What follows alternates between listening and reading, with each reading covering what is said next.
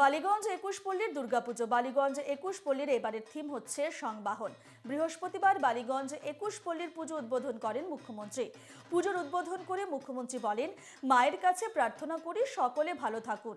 পুজোর থিম সম্পর্কে বিস্তারিত জানান ২১ পল্লীর অন্যতম কর্তা সুরেশ শেঠিয়া।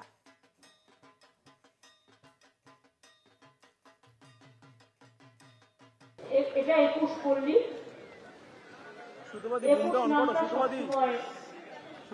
কোনোভাবে আমাদের কাছে আসে। ২১শে জুলাই আমি যখন ভুলি না, ২১শে ফেব্রুয়ারিও ভুলি না। ২১টা আমার কাছে একটা স্মরণীয় নাম।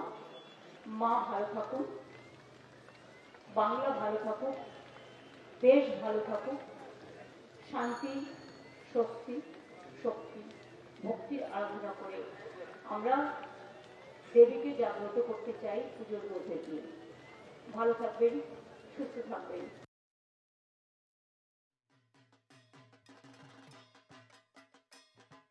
এবছরে আমাদের থিম হচ্ছে সংবাহন, লাইফ অফ আ কুলি, যেটাই আমরা ডিপিক্ট করার চেষ্টা করেছি।